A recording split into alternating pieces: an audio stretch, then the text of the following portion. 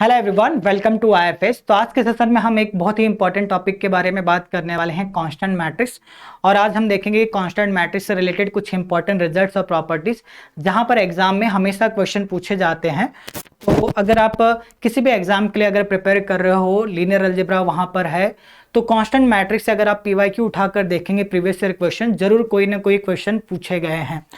तो चलिए स्टार्ट करते हैं। कांस्टेंट मैट्रिक्स के बारे में हम बात करते हैं। तो कांस्टेंट मैट्रिक्स बेसिकली होता है क्या है, जैसे कि सपोज मैंने आपको एक मैट्रिक्स दे दिया, let A is equal to, अगर मैंने इसकी सारी एंट्रीज ना कोई फिक्स एक ही नंबर रख दिया, जैसे कि आपने यहां पर क्या कह दिया, सी कोई एक नंबर है, इसकी सारी एंट्रीज आपने अगर सी रख दिया, तो किसी भी मैट्रिक्स के अगर कोई सारी की सारी एंट्रीज कोई फिक्स एक ही नंबर मिल जाए, तो इस मैट्रिक्स को हम कहते हैं कांस्टेंट मैट्रिक्स। ये तो बात हो गई कांस्टेंट मैट्रिक्स की।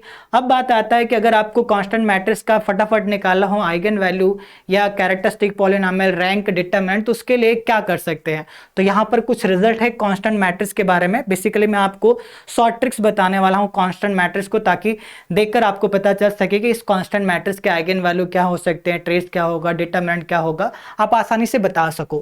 तो यहां पर चलिए मैंने एक कांस्टेंट मैट्रिक्स ले लिया है। अब सबसे पहले बात करते हैं इस कांस्टेंट मैट्रिक्स का, अगर आपको कैरेक्टरिस्टिक पॉलिनोमियल निकालना है तो क्या होगा।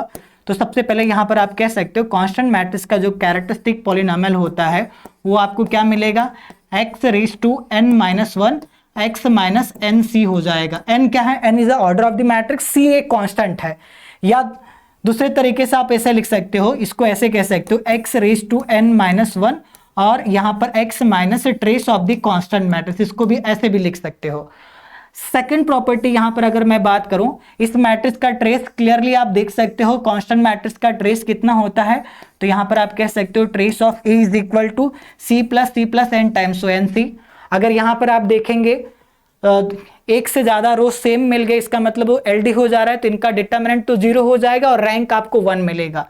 तो यहां पर आप कह सकते हो determinant of the constant matrix is 0, ठीक है। और यहां पर थर्ड आप फोर्थ आप यहां पर क्या कह सकते हो। अब यहां पर एक बात ध्यान में रखना, अगर 1 क्रॉस 1 का मैट्रिक्स ले लोगे तो नॉन जीरो एंट्री रखोगे तब डिटरमिनेंट 0 नहीं होगा, एटलीस्ट 1 से बड़ा रखना तो हो जाएगा, ठीक है। अब यहां पर अगर मैं ट्रेस की बात करूं, हो चुका। रैंक की अगर मैं बात करूं तो इसका रैंक आप देख सकते हो क्लियरली, इसका रैंक आपको कितना मिल रहा है, 1 मिल रहा है। तो यहां से आप इसके आइगन वैल्यूज के बारे में बता सकते हो। अगर ये इसका कैरेक्टरिस्टिक पॉलिनोमियल है तो आइगन वैल्यूज क्या हो जाएंगे, तो यहां से आप लोग कह सकते हो eigen values of constant matrix, eigen values of constant matrix A are, A के आइगन वैल्यूज क्या मिलेंगे, एक तो देखो 0 0 एन 0 और लास्ट में एक बार आपको क्या मिलेगा, एन सी। 0 कितनी बार आएगा, n माइनस वन टाइम्स, तो n माइनस वन टाइम्स आपको क्या मिलेगा, 0 मिलेगा। अगर कांस्टेंट मैट्रिक्स से रिलेटेड कोई भी क्वेश्चन आता है तो आप इस रिजल्ट को अप्लाई करके बड़े आसानी से सॉल्व कर सकते हो। उसके साथ साथ यहां पर आप 6 पॉइंट ऐड कर सकते हो। कांस्टेंट मैट्रिक्स का जो मिनिमल पॉलिनोमियल होता है, तो minimal polynomial of the constant matrix आपको क्या मिलेगा, x माइनस एन सी मिलता है। तो यहां पर आप क्लियरली देख सकते हो कि minimal polynomial is product of non repeated linear factor.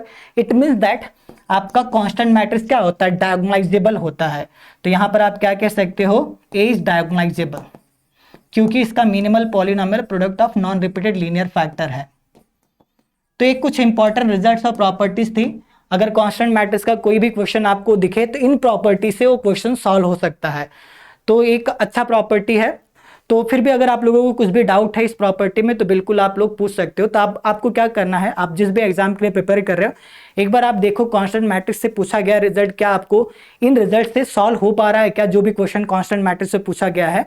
और कोई भी डाउट रहता है तो बिल्कुल आप लोग कमेंट करके भी पूछ सकते हो। Thank you.